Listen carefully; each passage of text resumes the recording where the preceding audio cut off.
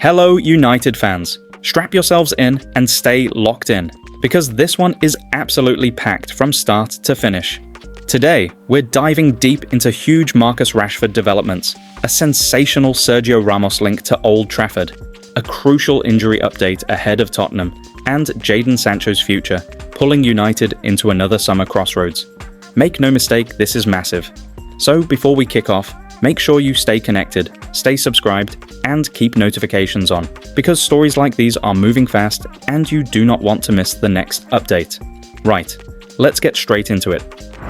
According to reports circulating across Europe, Paris Saint-Germain are watching Marcus Rashford's Barcelona loan spell very, very closely. And here's where it gets spicy. PSG are reportedly ready to propose a blockbuster swap deal with 23-year-old French winger Bradley Barcola, valued at around €80 million, being dangled as the headline name to tempt Manchester United into sanctioning Rashford's permanent exit. On paper, it sounds bold, ambitious, and exactly the kind of creative structure United might consider in a post-reset era. United, from what we understand, are not completely against inventive deals like this, especially if it helps resolve Rashford's long-term future swiftly. But here's the brutal reality, and let that sink in. Rashford has reportedly told United, Barca or nothing. No return to Old Trafford, no interest in Paris, just Barcelona. That stance alone has thrown a massive spanner in the works. And here's the big question for you. United fans, should a club as big as Manchester United ever allow a player to dictate terms like this? Or is this simply the modern game, where player power trumps tradition, history, and even the pull of the theatre of dreams? In my opinion, this is a dangerous precedent. Rashford has given everything to the badge over the years, yes, but United must now decide whether holding firm or cutting clean is the smarter long-term play. What would you do if you were in the boardroom right now? Now brace yourselves, because this next one is unbelievable, but true. Reports from Spain claim Manchester United are seriously considering Sergio Ramos as a short-term solution to their defensive crisis. Yes, you heard that right. Sergio Ramos. At Old Trafford, the 39-year-old is currently a free agent after leaving Monterrey in December, and United are reportedly exploring every possible option to steady the backline amid a brutal injury list. With Matthijs de Ligt sidelined and Patrick Dorgu ruled out for weeks, United are scrambling for experience, leadership, and pure streetwise defending. And who embodies that more than Ramos? This would not be about sentiment or nostalgia. This would be about mentality, grit, dark arts, and winning at all costs. United are sitting fourth, fighting tooth and nail to stay there, desperate to secure Champions League football next season. The thinking is simple: short-term pain, long-term gain.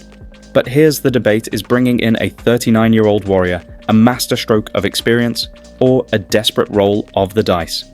Would Ramos walk into that dressing room and instantly raise standards, especially in crunch moments under the Old Trafford lights? Or does this move scream panic? I'll be honest, for a short-term fix, with the right contract and expectations, this could actually make sense.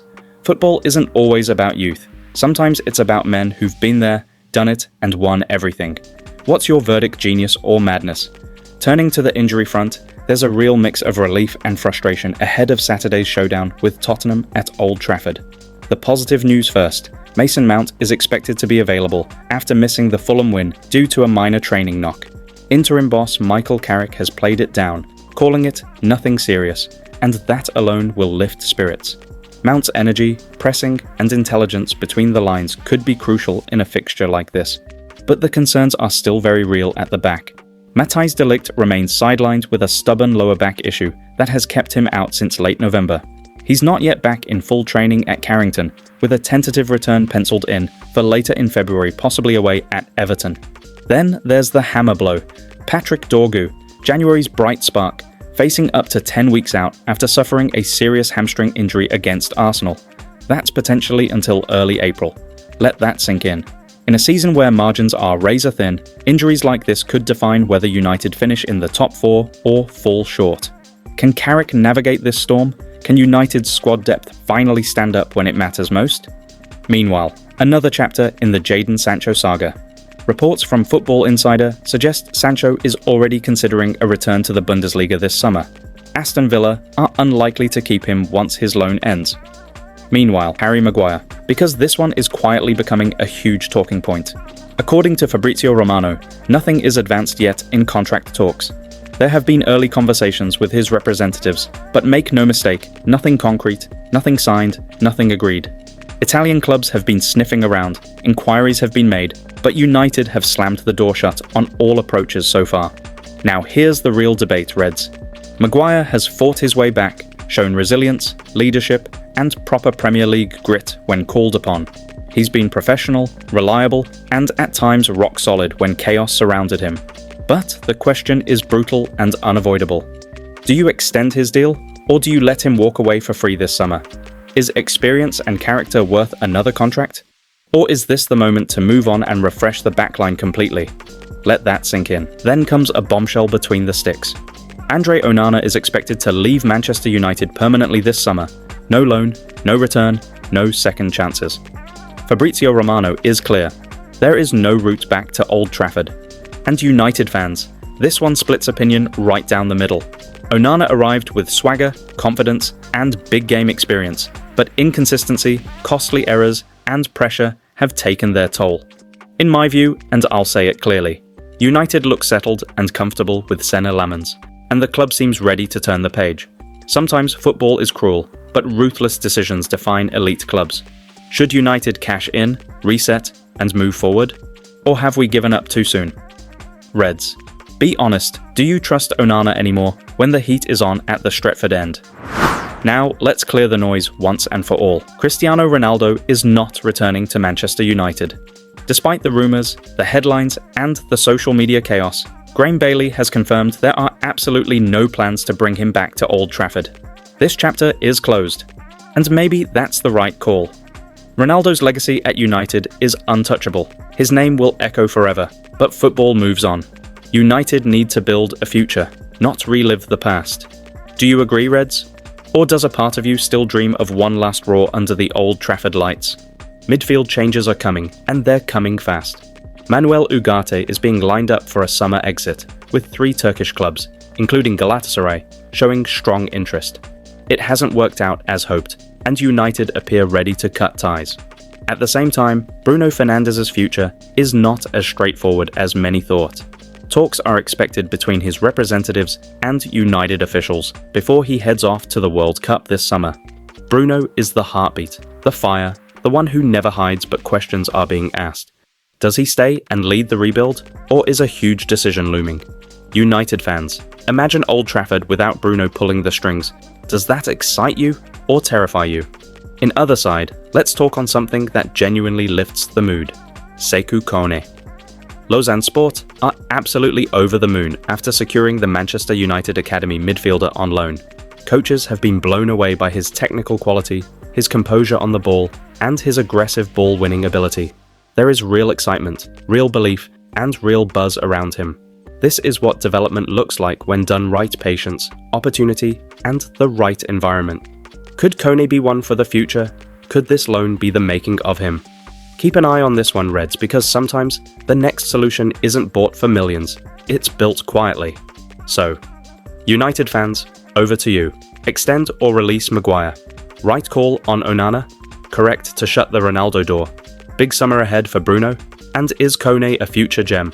Drop your thoughts, your reactions, your predictions. Because make no mistake, this summer will define Manchester United's next era. Stay connected, stay vocal, and stay ready, because this story is only just beginning. In other previous news, this one is explosive Mason Greenwood. According to reports, Manchester United are actively monitoring the situation of their former academy star, and internal conversations have already taken place about a potential return in the summer of 2026. Greenwood has been absolutely electric in League One, with Marseille 13 goals in 19 appearances tells its own story. Clinical, sharp, ruthless in front of goal. Let that sink in. This is a player developed at Carrington, polished in the red shirt, now thriving abroad.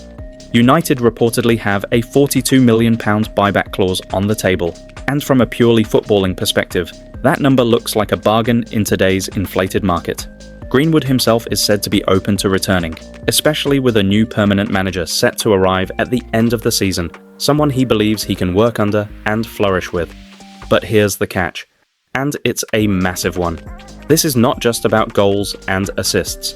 This is about public backlash, brand damage, and reputational risk, particularly for Ineos, who are trying to reset standards and credibility at this football club. Do United take the footballing gamble and back talent, or do they step away and protect the wider image of the club? And don't forget, even if United say no, there's a 50% sell-on clause sitting quietly in the background. If Greenwood moves elsewhere for big money, United still cash in heavily. Smart business either way, but what's the right call? Would you take him back purely on football merit, or is that bridge burned forever? United fans, over to you. Now swing your attention to another storyline that cuts deep Marcus Rashford. Reports suggest Rashford has decided to reject any option of returning to Manchester United. And honestly, this one hurts. The England international reportedly has no belief in United's current project and feels he's now at a club with genuine ambitions to win major trophies. He sees Hansi Flick as a manager capable of delivering continental glory, structure, and clarity, everything United have lacked for far too long. Unbelievable, but true. Rashford, one of our own, choosing certainty elsewhere over hope at Old Trafford. Can you blame him? Or should this serve as a brutal wake-up call for the hierarchy? This isn't just about Rashford walking away. It's about what that decision says about how players view Manchester United right now. Are we still a destination, or just a memory of one? And here's the scary bit, how many more top players are quietly thinking the same thing? Which brings us neatly to the summer strategy, and Manchester United must act fast. There's no more room for hesitation, no more half measures. The plan is clear. 2 midfield signings and 1 marquee, headline addition. An engine room rebuild. Legs, leadership, composure, and personality. Proper Premier League midfielders who can handle the pace, the pressure, and the noise of Old Trafford on a rainy Saturday night. This isn't about squad fillers anymore. This is about players who grab games by the scruff of the neck. Who fits that bill? A deep-lying controller, a box-to-box animal, a technical conductor who can dictate tempo. United fans, I want names. Who are you bringing in to finally give this team a spine? Because without midfield dominance, everything else falls apart. We've seen that film far too many times. Then there's Saturday. Manchester United versus Tottenham Hotspur. Old Trafford, big atmosphere, big stakes. And yes, Michael Oliver has been appointed as the referee. Officially confirmed, and don't pretend you don't remember him. This is the same referee who denied United a Stonewall penalty for Romero's handball back in 2023. A decision that still boils blood to this day. You remember that incident, don't you? Fine margins, big calls, zero forgiveness. United cannot afford to be passive here. They need to dominate the game, so the referee becomes irrelevant. Do you trust Oliver in a match of this magnitude? Or are we already bracing ourselves for controversy? Finally, let's talk about Michael Carrick. Calm, composed, professional. Results ticking along nicely. Sound familiar? Just like Ole Gunnar Solskjaer before him, Carrick has left the door open with his performances. Players responding, fans warming, momentum building. But according to reports, a repeat of the Solskjaer story is seen as highly unlikely. Meanwhile, according to reports from ESPN, Manchester United are still pressing ahead with their manager search, and the list of names being discussed tells you everything about the club's thinking right now. We're talking elite pedigree and serious gravitas.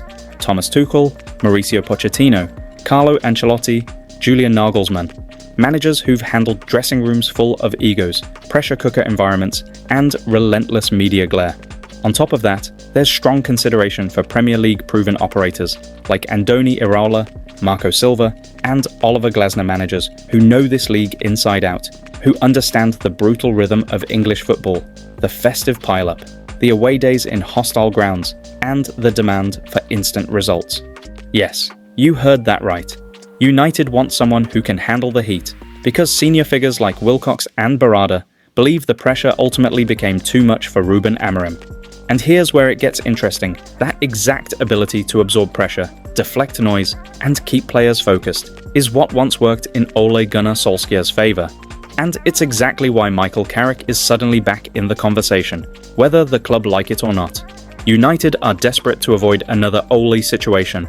But if Carrick keeps winning games, keeps restoring belief, keeps steadying the ship, how long can they realistically ignore it? Let that sink in. And then you listen to Rio Ferdinand, a man who knows exactly what a successful Manchester United team looks like, and suddenly the picture becomes even clearer. Rio has highlighted something fans have been crying out for: partnerships. Proper partnerships. Not just individuals having a good game, but relationships forming all over the pitch: understanding, chemistry, trust. Ahmad with Dalot, Maguire with Martinez, Casemiro with Kobe patterns are emerging, connections are growing, and United are finally starting to look like a team again, rather than a collection of strangers.